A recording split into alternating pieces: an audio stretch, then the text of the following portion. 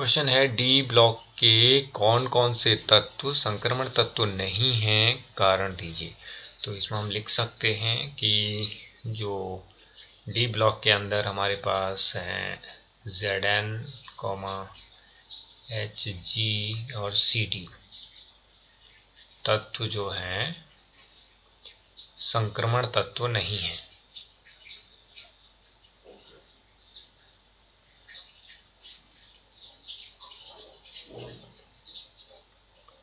नहीं है, है ना? क्योंकि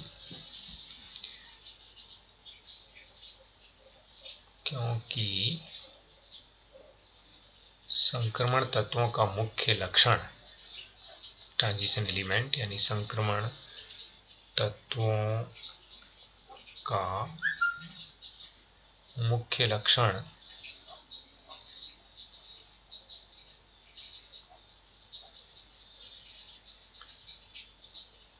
पूर्ण डी कक्षक का होना। मुख्य लक्षण, इसमें इसको कट करते हैं, मुख्य लक्षण मूल अवस्था, मूल अवस्था व ऑक्सीकृत अवस्था।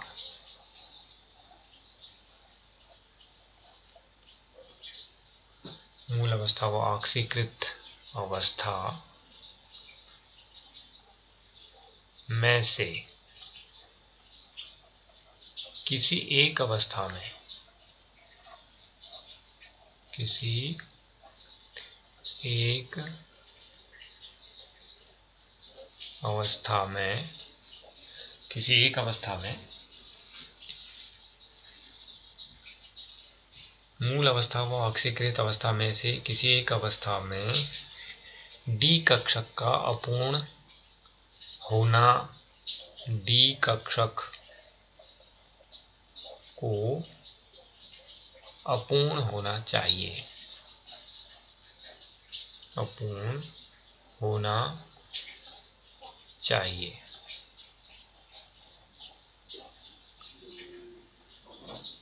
इन तत्वों में किसी भी एक अवस्था में, किसी भी एक अवस्था में डी कक्षक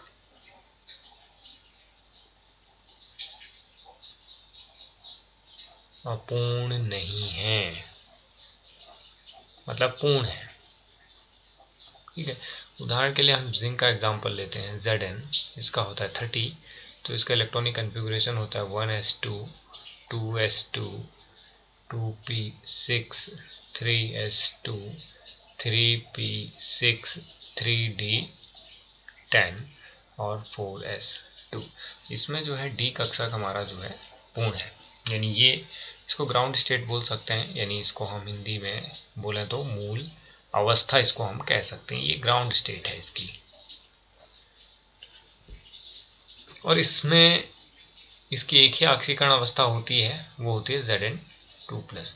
तो इसका इलेक्ट्रॉनिक कन्फिगुरेशन होता है 1s2 2s2 2p6 3s2 3s2 3p6 और 3d10 4s0। ये हो गया ऑक्सीकृत अवस्था, क्योंकि ऑक्सीकरण अवस्था में है तो ये हो गया ऑक्सीकृत अवस्था। तो इस ऑक्सीकृत अवस्था में इसमें जो है जो डी कक्षक हैं वो क्या है, पूर्ण है। डी कक्षक इसके अंदर यानी पूर्ण है, अपूर्ण नहीं है। तो ऐसे ही इसके अंदर भी है Zn के अंदर, और ऐसे ही जो है Cd के अंदर भी है, Zn के अंदर भी है। तो इस तरीके से ये एक इम्पोर्टेंट सवाल है, कई बार ये पूछा गया है। आगे बढ़ते हैं अगले क्वेश्चन के लिए।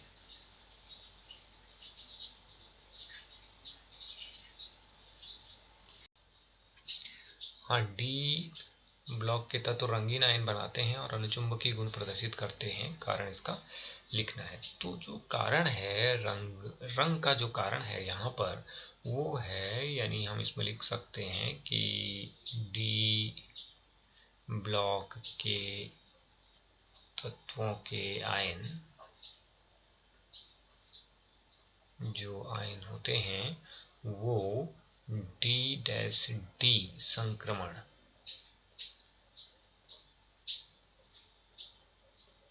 के कारण जो है रंगीन आयन बनाते हैं। ठीक हो गया, रंगीन आयन बनाते हैं।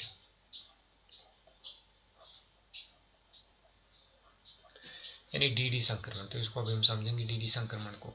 अब होता क्या है कि जब भी ये डी ब्लॉक के जो तत्व हैं वो कोई मतलब यौगिक बनाते हैं, तो वो यौगिक जो होता है उपसहसंयोजी यौगिक होता है जनरली, तो उसमें जो है लिगेंड्स की उपस्थिति में जो डी ब्लॉक के जो तत्व हैं, इसको हम इस तरह से समझ सकते हैं कि भाई अगर सिंपल अर्थ में इसको हम समझें डी संक्रमण को, तो इसका जो डी संक्रमण के लिए अगर हम बात करें तो जैसे कि हम समझते हैं कि इसमें जो मुख्य कारण, एक और जो कारण है वो है कि जो अयुग्मित इलेक्ट्रॉन है,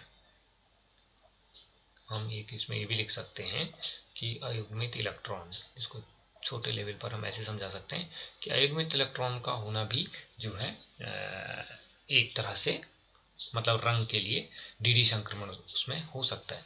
अयुग्मित इलेक्ट्रॉन का मतलब ऐसा है कि जैसे मान लीजिए हमारे पास यहाँ पर Cr+3 आयन है, ये Cr3+ आयन है। अगर हम इसमें देखें तो हमारे पास इसका इलेक्ट्रॉनिक कन्फिग्रेशन हो जाएगा 1s2 2s2 2p6 3s2 3p6 है ना, 3p6 3d5 4s1 इस तरह से होता है। अगर हम क्रोमियम की बात करें तो अगर मैं इसको हटाऊं यहाँ से, यहाँ हम इसको नहीं लिखें, और अगर मैं Cr3+ कहूँ तो क्या हो जाएगा, Cr3+ के लिए अगर हम बात करें तो यहाँ पर एक इलेक्ट्रॉन यहाँ से, दो यहाँ से, तो यहाँ पर क्या बचा 3d3 बचा। तो 3d3 की अगर हम बात करें तो इसमें जो इलेक्ट्रॉनों का जो सिस्टम होगा वो इस तरह से होगा।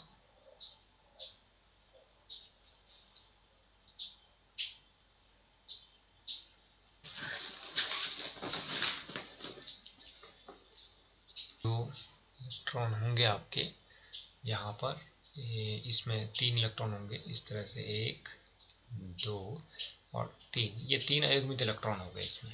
तो जो रंग का जो सिद्धांत है वो क्या है कि भाई इलेक्ट्रॉन जो है हमारे इस तरह से 2 स्टेट हो सकती हैं,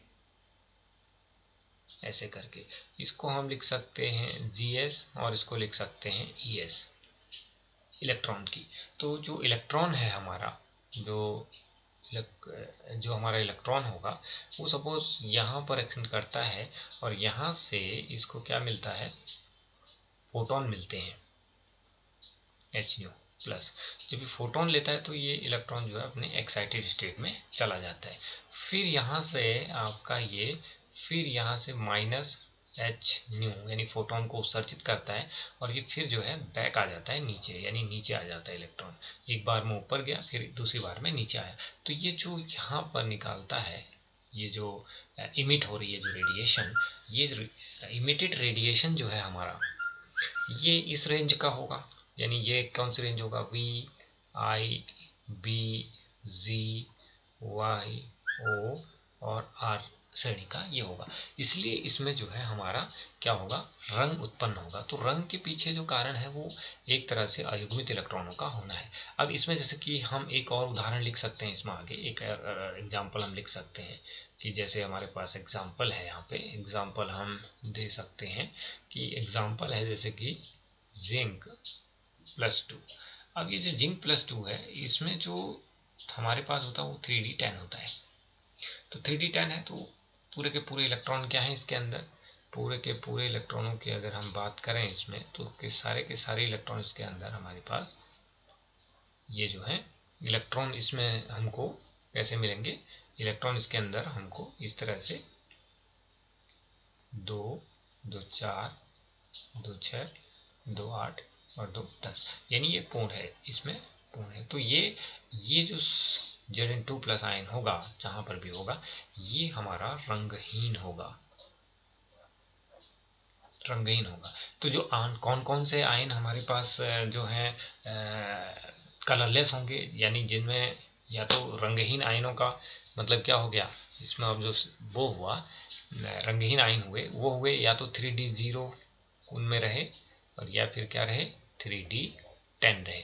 यानी ये दो कंडीशन हैं जहां पर हमारा जो आयन होगा वो क्या होगा, रंगहीन होगा। यहाँ इस स्थिति में जो हमारा आयन होगा वो रंगहीन होगा और बाकी जो भी स्टेट होंगी उनमें क्या होगा, कलर्ड होगा।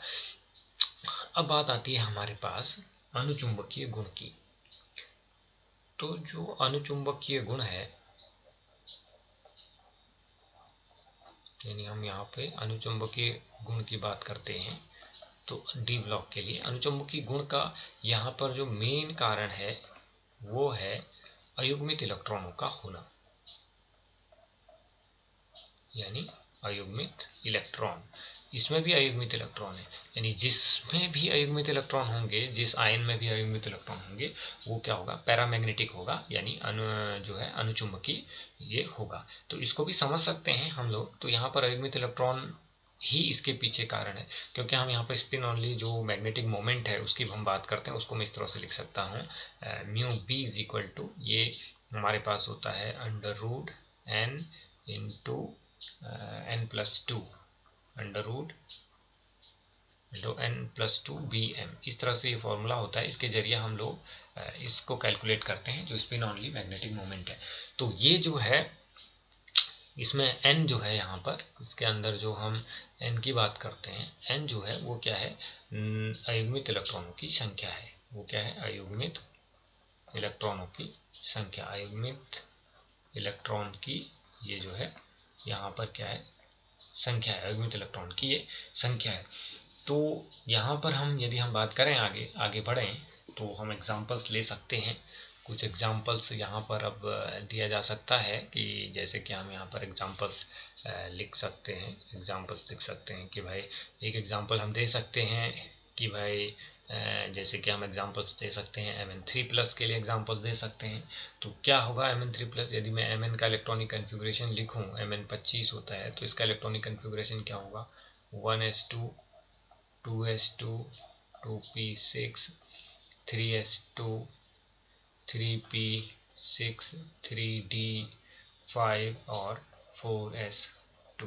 तो Mn2+ में क्या होगा, यदि आप इसको अच्छी तरह से समझ चुके हैं पहले, तो Mn2+ में बाकी 3d क्या हो जाएगा, यहाँ पे 5 हो जाएगा, 2 इलेक्ट्रॉन ये निकल जाएंगे तो 4s 0 हो जाएगा। तो हमारे पास यहाँ पर जो नंबर ऑफ जो अनपेयर्ड इलेक्ट्रॉन होंगे वो क्या होंगे आपके, यहाँ पर नंबर ऑफ अनपेयर्ड इलेक्ट्रॉन हमारे जो होंगे वो कितने अनपेयर्ड इलेक्ट्रॉन रहेंगे, यानी एक इलेक्ट्रॉन इसमें, 2 3 4 और 5, यहाँ पर अनपेयर्ड इलेक्ट्रॉन हो जाएंगे 5। यानी यहाँ पर हमारा जो n हो जाएगा, यहाँ पर n की वैल्यू हो जाएगी 5।